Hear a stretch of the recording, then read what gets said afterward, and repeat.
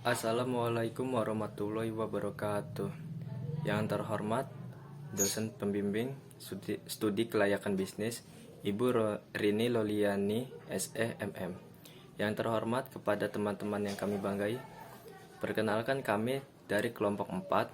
Kami ingin mempresentasikan bab 4, yaitu yang berjudul aspek teknis dan teknologi. Saya akan memperkenalkan anggota kami, yaitu Molly Perani NPM 205090046, Seli Setia Trisilia NPM 205090057, Lutfi Nabila Fuad NPM 205090044, dan saya sendiri yaitu Meirlan Azril Ferian NPM 205090022. Baiklah, kami akan memulai presentasi kami, dimulai dari rekan kami yaitu Lutfi Nabila Fuad. Kami persilahkan. Pengertian aspek teknis. Aspek teknis merupakan kelanjutan dari aspek pemasaran. Peristiwa ini terjadi ketika ide proyek bisnis yang direncanakan menunjukkan peluang dalam pemasaran. Suatu produk dapat dikatakan layak secara teknis jika dapat diterima dan dapat dengan mudah diproduksi secara massal. Kelayakan teknis penilaian berfokus pada kelayakan teknis dan teknologi yang digunakan. Artinya, penilaian memeriksa apakah teknologi yang digunakan dapat bekerja sesuai dengan desain dan penggunaannya. Beberapa hal yang dianalisis dalam aspek teknis dan teknologi: penentuan strategi produksi dan perencanaan produk, agar produk atau jasa bisa memenuhi kebutuhan konsumennya sebelum memasarkan produk atau jasa ke pasar. Umumnya, perusahaan lebih dulu pada melakukan aktivitas penelitian, misalnya penelitian pasar dan pemasaran. Berdasarkan masukan yang diperoleh menurut penelitian pasar dan pemasaran ini, ditetapkan macam-macam produk menjadi cara lain mengacu dalam produk ini akan dikaji. Perlu kaitannya menggunakan aspek-aspek yang lain, misalnya aspek keuangan dan lainnya. 2. Proses pemilihan teknologi untuk produksi. Teknologi untuk menghasilkan barang juga jasa sudah dan terus berkembang sinkron menggunakan kemajuan zaman. Kemajuan teknologi hendaknya berdampak tinggi pada proses produksi sekaligus membentuk produktivitas yang tinggi juga. Pemilihan teknologi proses produksi berarti menentukan proses penghasilan produk atau pelayanan, termasuk jenis teknologi dan segala sesuatu yang berkaitan dengannya. Selesainya keputusan pemilihan, dijatuhkan tindakan selanjutnya merupakan memilih denah-denah jenis alat-alat, fasilitas, penunjang, dan desain engineering yang diperlukan. Pada dasarnya, dikenal dua jenis teknologi proses produksi, yaitu yang pertama proses kontinu. Proses ini biasanya dimasukkan untuk membuat volume hasil yang besar lantaran sifat operasinya berulang-ulang, maka bisa dicapai optimis dan efisiensi yang tinggi pada penggunaan asal daya baik peralatan juga energi kerja. Contoh, dalam perusahaan manufaktur yang membuat keperluan sehari-hari, misalnya pesawat televisi, mesin cuci, dan lain-lain. Industri misalnya kilang, minyak pupuk, pula menerapkan proses kontinu. Proses interten atau batch, proses dipakai apabila pabrik mengenai beragam proses yang berbeda. Contoh, satu set rangkaian alat-alat eksklusif disusun buat proses satu agregat atau produk eksklusif. Lalu tidak boleh dan pada pulang buat proses jenis produksi lain yang berbeda. Peralatan terdiri berdasarkan mesin-mesin yang berfungsi multipose sebagai akibatnya lebih fleksibel, yaitu bisa memenuhi lebih berdasarkan satu prinsip produk. Macam-macam faktor perlu diperhitungkan pada menentukan jenis teknologi, yaitu A. Faktor pengadaan teknologi. Untuk proyek-proyek misalnya ini, faktor pengadaan teknologi termasuk energi bakar tidak terlalu sulit. Yang perlu diperhitungkan sang pemilik proyek hanyalah penyediaan energi lokal yang akan mendapat pendidikan berdasarkan energi ahli pembuat mesin.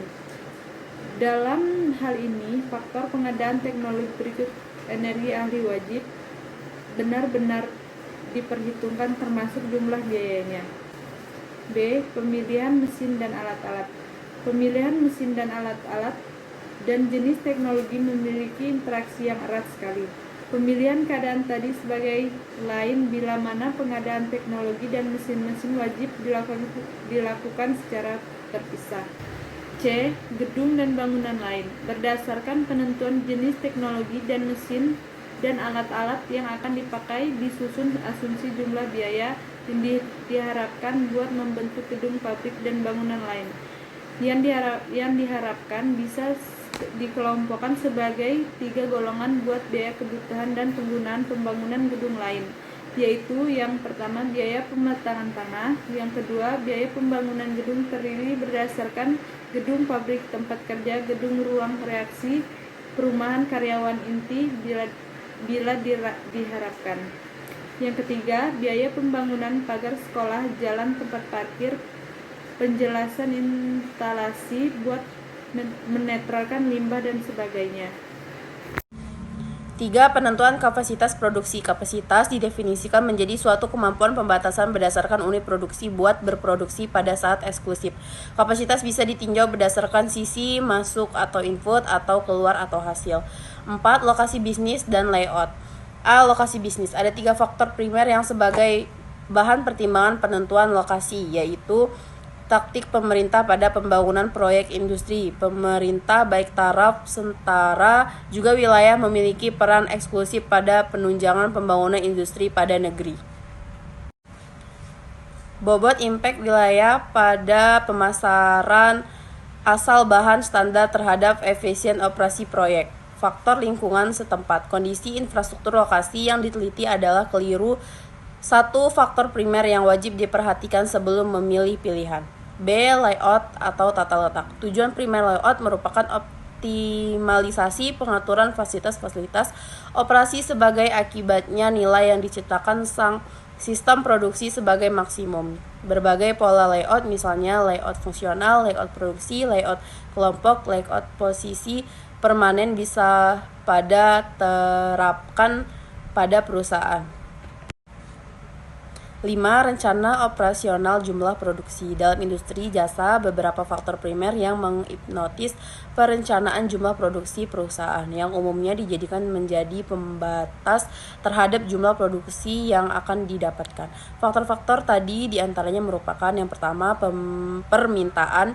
Jumlah permintaan konsumen bisa diperkirakan menggunakan cara misalnya yang akan dipaparkan dalam bab tentang aspek pasar dan pemasaran. Yang kedua, kapasitas. Jumlah permintaan hanya bisa disediakan menurut dalam kapasitas yang dimiliki sang asal daya yang tersedia, terutama SDM. Ketiga, suplai bahan. Biasanya jumlah bahan yang tersedia terbatas, bukan hanya jumlah namun pula tersendental penyediaan, usai bahan, dan faktual harganya. Keempat, model kerja. Kemampuan kapital kerja pada membiayai produksi hendaknya tersedia pada sinkron menggunakan kebutuhannya. 6. Rencana pengendalian persediaan bahan baku dan barang jadi. Persediaan barang pada aktivitas proses jasa umumnya dipakai buat mengantisipasi permintaan konsumen yang semakin tinggi secara tajam ataupun buat menghadapi kemungkinan berkurangnya suplai bahan standar supaya proses jasa tidak terganggu. Jumlah persediaan barang hendaknya sinkron menggunakan kebutuhan, jangan terlalu poli atau terlalu sedikit. Untuk mengendalikan hal ini memerlukan manajemen persediaan. Manajemen persediaan barang terdapat 2 macam, yaitu yang pertama, permintaan bersifat independen, di mana permintaan bahan baku tergantung pada produksi barang lain. Dan yang kedua, yang bersifat dependen, pada mana sifat permintaan barang yang tergantung dalam jumlah suatu produk yang dibuat. 7. Pengawasan kualitas baik dalam bentuk barang ataupun jasa. Kualitas produk atau jasa adalah suatu kesatuan ciri eksklusif yang memilih apabila jasa bisa memenuhi asa para konsumen.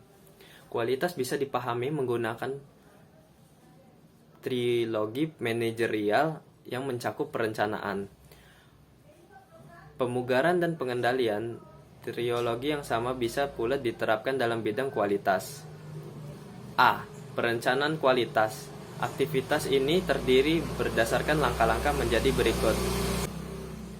Perencanaan kualitas. A. Perencanaan kualitas. Aktivitas ini terdiri berdasarkan langkah-langkah menjadi berikut. 1. Memilih siapa konsumennya. 2. Memilih apa kebutuhan atau cita-cita konsumen. 3. Berbagi jasa dan kualitas yang sinkron. 4. Berbagi proses jasa menjadi panduan bagian operasi dan produksi. B. Pengendalian kualitas. Aktivitas ini dilakukan dalam termin operasi. Langkah-langkah yang dilakukan yaitu 1. Evaluasi performansi aktual. 2. Membandingkan performansi aktual menggunakan target yang direncanakan. 3. Mengambil tindakan terhadap penyimpangan. C. Perbaikan kualitas. Ketiga kegiatan